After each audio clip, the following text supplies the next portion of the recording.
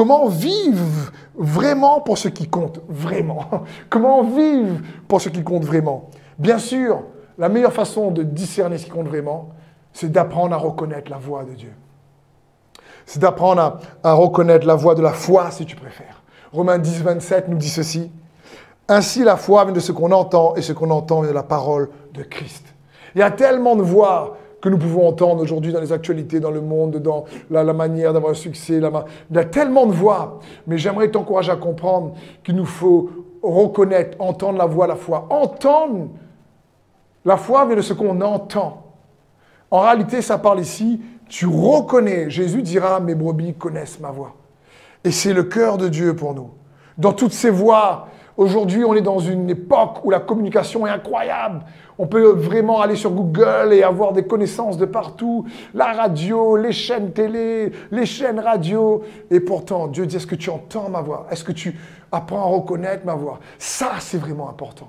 Ça va te permettre de faire à un moment donné la différence entre le visible et l'invisible, entre sa volonté et ta volonté. Ça va nous permettre réellement de aligner nos valeurs dans l'action à ce qu'on a dans le cœur. Ça va nous permettre de dire où est-ce que vraiment je paye le prix maintenant, je paye le prix plus tard. Comme parfois, on voit notamment à l'école, il y a des jeunes au lycée ou ailleurs, se disent bon, moi maintenant, je profite et on verra plus tard pour le travail. Tu as d'autres jeunes qui disent non, moi maintenant, je bosse pour pouvoir avoir un travail, profiter plus tard. Par exemple, ça demande ce genre de choix-là où on est capable d'avoir un délai pour une récompense qui arrivera après. Amos 8, verset 11 nous dit ceci. Les jours viennent, déclare le Seigneur l'Éternel, où j'enverrai la famine dans le pays. Non pas la faim du pain et la soif de l'eau, mais la faim et la soif d'entendre les paroles de l'Éternel. Dieu veut que nous puissions entendre, reconnaître la voix de Christ.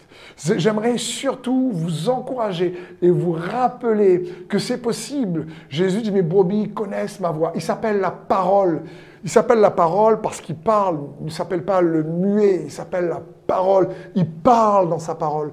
Que tu lis sa parole, elle te fortifie, elle te dynamise, elle te redresse, elle t'énergise, elle t'empuissance. Je veux dire, que tu lis sa parole, c'est quelque chose, tu sens que ton fort intérieur est de plus en plus, c'est l'esprit qui donne la vie, que tu entends sa parole, elle est vivifiante. Et c'est ce que Dieu veut pour chacun d'entre nous. Et c'est son cœur. Et comment faire donc pour reconnaître sa parole? J'aimerais que nous puissions nous rappeler de la leçon de l'apôtre Pierre. Dans 2 Pierre 1,15, l'apôtre Paul dira « Cependant, je prendrai soin que, même après mon départ, vous vous rappeliez toujours ces choses. » Il dira ceci, « En effet, nous ne sommes pas appuyés sur des histoires habilement inventées lorsque nous avons fait connaître la venue de notre Seigneur Jésus-Christ dans toute sa puissance, mais nous avons vu sa grandeur de nos propres yeux. Car Dieu le Père lui a donné honneur et gloire lorsque dans sa gloire immense, il a fait entendre sa voix qui disait « Voici mon Fils bien-aimé qui fait toute ma joie. » Or, cette voix qui était venue du ciel, nous l'avons entendue nous-mêmes puisque nous étions avec lui sur la sainte montagne.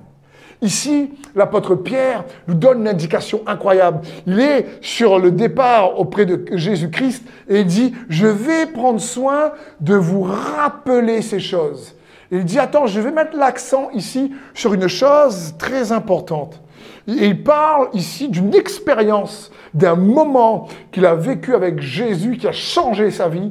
Il dit « Mais quand nous étions sur la sainte montagne, nous avons entendu sa voix. » De quel événement parle-t-il ici? Je suis sûr que certains d'entre vous, vous connaissez de quoi je parle. Il parle ici de l'expérience de la transfiguration avec Jacques et Jean, ses amis. Et j'aimerais que nous puissions ensemble donc regarder ce qui s'est passé à nouveau sur cette montagne. Matthieu 17, à partir du verset 1. 6 jours plus tard, Jésus prit avec lui Pierre, Jacques et Jean, son frère, et les emmena sur une haute montagne à l'écart. Il fut transfiguré devant eux. Son visage se mit à resplendir comme le soleil. Ses vêtements prirent une blancheur éclatante, aussi éblouissante que la lumière. Et voici que Moïse et Élie leur apparurent. Ils s'entretenaient avec Jésus. Pierre s'adressa à Jésus, lui dit « Seigneur, il est bon que nous soyons ici. » On voit Moïse et Élie Gaillard, chouette. « Tu es d'accord? Si tu es d'accord, je vais dresser ici 3 tentes. Une pour toi, une pour Moïse, une pour Élie.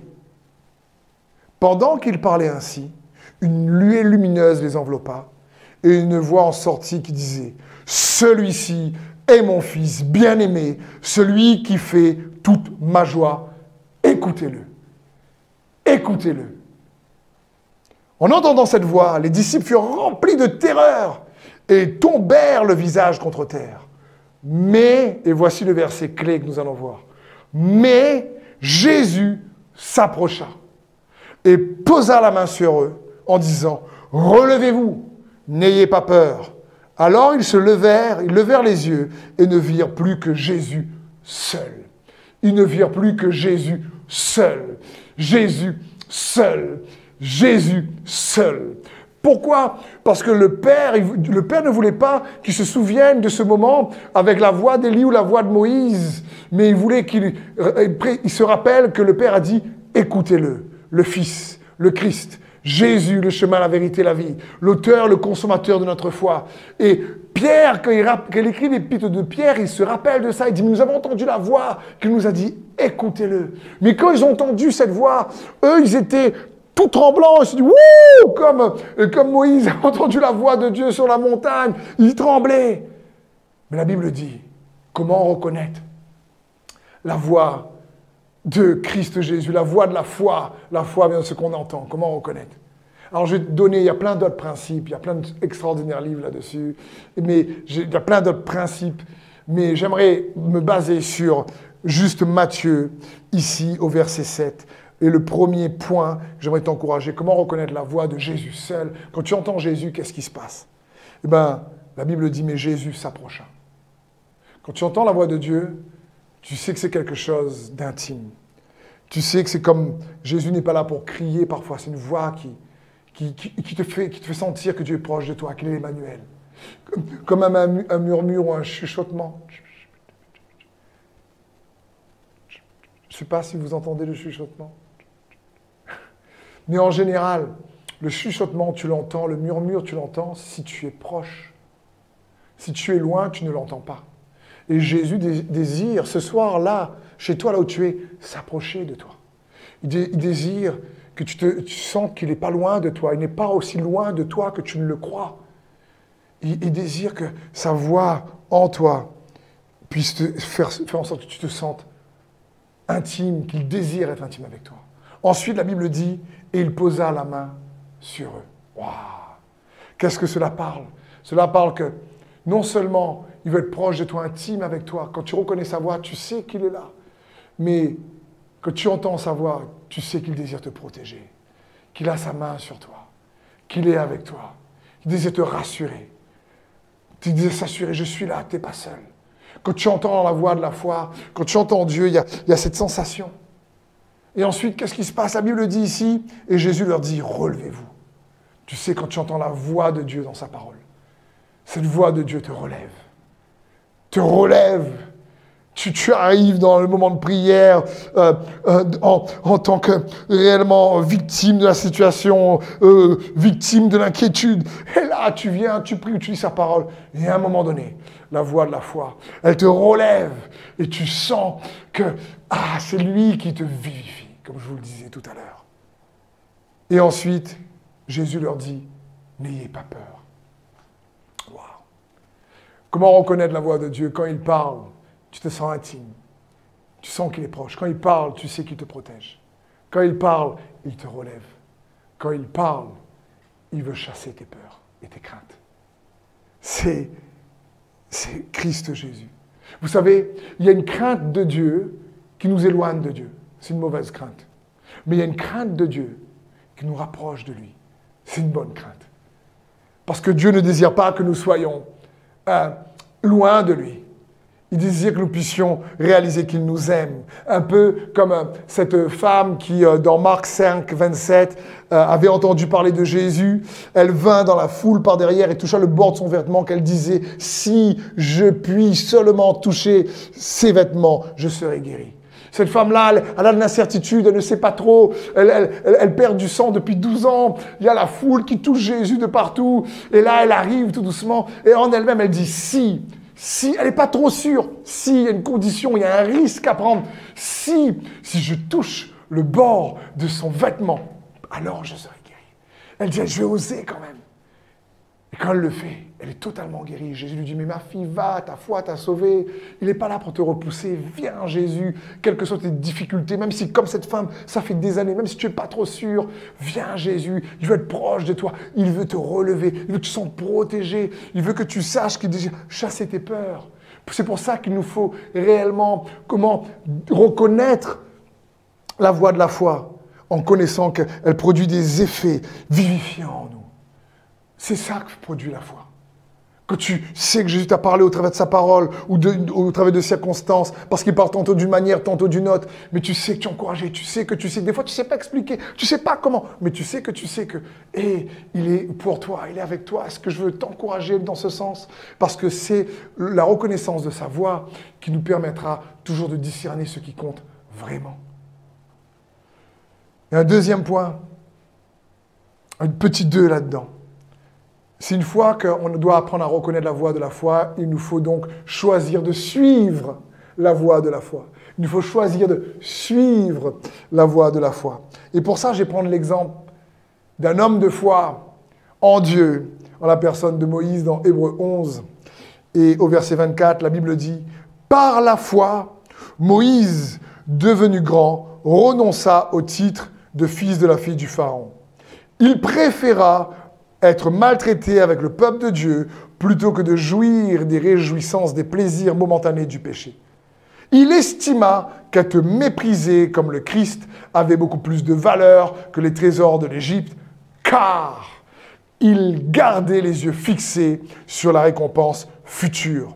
Par la foi, Moïse quitta l'Égypte sans craindre de la fureur du roi. Il demeura ferme comme s'il voyait le Dieu invisible. Waouh! Là, on voit juste dans ces quelques versets les 4 points que je vous disais sur comment, attention, la tentation, ce n'est pas juste le bien et le mal, c'est comment arriver à mieux discerner. Mais Moïse va plus loin, la parole de Dieu va plus loin pour nous montrer comment Moïse a cru en Dieu. Il a entendu la voix de la foi. Il savait que Dieu le Père, Dieu le Fils, qu'est-ce qu'il lui avait dit? Il était confiant. Maintenant, il fallait qu'il ait le courage de pouvoir suivre ce choix. Et on a la réponse à chaque fois dans ces versets. En Hébreux 11, verset 24, la Bible commence par la foi, Moïse, devenu grand, renonça. Renonça. Et là, c'est important. Je crois que nous devons réaliser que parfois, pour suivre Dieu, il y a des choses auxquelles nous devons renoncer. Il y a des choses auxquelles nous devons refuser. Et il refusa quoi? Qu'est-ce que Moïse renonça? Qu'est-ce qu'il refusa? Il refusa de laisser son identité être définie par ses circonstances passées. Voilà ce qui est écrit ici. Il renonça au titre de fils de la fille du Pharaon. Il était, lui, élevé dans le château, le palais de Pharaon. Il était destiné à avoir du prestige. Il était destiné à être un prince. Et la Bible dit qu'il refusa d'être façonné, d'être défini par son histoire passée. Vous imaginez? Quel courage! Il n'a pas laissé les autres définir son identité. Il a laissé la voie de la foi définir qui il est. Et pour ça, il faut du courage pour faire ce choix libre. Et je crois que certains, vous me regardez, vous avez besoin de dire « je refuse ». Et si c'est ton cas, écris sur le chat « je refuse de laisser mon passé me définir ». Je refuse de laisser mon passé me définir. Laisse Dieu te définir. C'est lui. J'aimerais vous encourager à faire attention. Parfois, on est tellement défini par la voix des hommes, ce qu'ils disent de nous, ce qu'ils pensent de nous. Et des fois, des gens qui nous veulent du bien, qui nous aiment, qu'on n'arrive pas vraiment à entendre la voix de Dieu. Et on ne sait pas réellement ce qu'il veut. Et pourtant, la Bible dira dans Jean 5, verset 44, « Comment pouvez-vous croire, vous qui tiriez votre gloire les uns des autres et qui ne cherchez point la gloire qui vient de Dieu seul. » Ici, Dieu dit, mais c'est Jésus qui parle, il dit, mais comment vous pouvez avoir la foi quand à chaque fois vous cherchez tellement à correspondre à ce que les autres pensent de vous, à les plaire uniquement. Mon ami, c'est tout homme et toute femme. On a intrinsèquement dans notre intérieur ce désir de plaire aux autres. Les enfants veulent plaire aux parents, je veux dire, les amis veulent plaire à leurs amis, et c'est une bonne chose. Mais quand plaire aux hommes devient une dépendance, ou quand plaire aux hommes devient réellement une addiction ou quelque chose qui nous domine, alors c'est un piège, nous dit aussi les Écritures. C'est un piège qui vient désactiver notre foi. Proverbe 29, verset 25 nous dit « Craindre l'opinion des hommes désactive ta foi. Mais faire confiance à Dieu te protège. » Vous imaginez? Waouh! Ça désactive la foi. Et c'est pas ce que Dieu veut. Et Moïse, il a refusé de dire « Non, je refuse. » Et ensuite, qu'est-ce qui se passe dans le même passage ici que nous avons lu? La Bible dira au verset 25 « Il préféra être maltraité avec le peuple de Dieu plutôt que de jouir les plaisirs momentanés du monde. » On voit ici que péché est plaisant, que de jouir des plaisirs momentanés.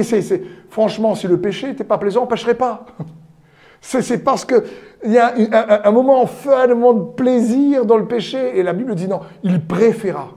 Comprenez, là, vous voyez les valeurs qui conduisaient Moïse? Il préféra ce qui compte vraiment plutôt que ce qui compte maintenant. Il préféra. Ça signifie qu'il a choisi ce qui est juste plutôt que ce qui est plaisant. Je le répète, Moïse a choisi ce qui est juste plutôt que ce qui est plaisant. Et ce n'est pas facile. Il faut là aussi avoir du courage. Et Moïse valorisait plus le peuple de Dieu que la popularité en Égypte, de prince, que la notoriété. Il a dit non, je préfère, franchement, c'est incroyable. Il a choisi. Ensuite, le verset suivant dit ici, comment Moïse a suivi la voie de la foi. La Bible dit, il estima qu'être méprisé comme le Christ avait beaucoup plus de valeur que les trésors de l'Égypte. Et il gardait les yeux fixés sur la récompense. Il estima. Qu'est-ce que ça signifie? Il a évalué, il a pensé, il a calculé le prix et la récompense. Il a calculé la dépense et la récompense. Il estima, il détermina le prix et la récompense. En d'autres mots, il a calculé et il était déterminé à réellement être responsable de ses choix. Il s'est dit non, je ne serai pas une victime ni de mon passé ni de mon présent. Je suis responsable de mes choix. Et il savait qu'il allait être récompensé. Il préférait quelque part faire un choix où il dit non, je préfère être récompensé par Dieu qu'être récompensé par les hommes. Il détermina, il a évalué, il dit non, si j'évalue, peu importe. Je suis pas, même si je suis maltraité, ce n'est pas parce que je suis maltraité que je suis une victime. Je choisis de devenir ce que Dieu veut que je devienne. C'est juste incroyable, le courage de Moïse ici. Et ensuite, le dernier verset que nous avons lu, c'est par la foi, il quitta l'Égypte sans craindre la fureur du roi. Il demeura ferme, comme s'il voyait le Dieu invisible. Il demeura ferme. Waouh! Il demeura ferme. Ça parle de quoi? Ça parle ici qu'il persévéra. Il a persévéré dans la foi malgré le climat de peur. Parce qu'il faut comprendre, il était menacé par l'homme le plus puissant du monde à ce moment-là. Je veux dire, c'est comme si, je ne sais pas, aujourd'hui, tu dis « je veux servir Dieu » et puis tu sais qu'il y a le président des États-Unis, le pays aujourd'hui le plus puissant au monde pour le moment, et qui est là avec son armée d'élite et il te fait poursuivre avec 600 soldats, hélicoptères, des voitures mitraillettes et toi, tu es là et tu dis « wow » et tu n'as que des jambes pour courir. Et eux, ils ont des voitures derrière. Franchement, je crois que c'est un peu flippant, humainement parlant. Tu te dis, ouh, et Moïse est dans cette situation-là, c'est compliqué. Mais la Bible dit, pourquoi? Il n'a pas regardé ce qui est visible. Et la Bible dit, voyez comme le Dieu invisible. Il demeura ferme dans la foi. Il demeura ferme sur ce que Dieu lui a dit. Vous imaginez, il est écrit, il refusa, il préféra, il estima, et il demeura ferme. Et je crois que ces verbes d'action sont là pour nous encourager et nous montrer comment, à l'image de Moïse, nous pouvons suivre la voie de la foi. Une fois que tu as reconnu la voie de la foi en Jésus-Christ, voici comment suivre la voie, le chemin de la foi en Jésus-Christ. C'est ce que Dieu veut. Il est pour toi, il est avec toi.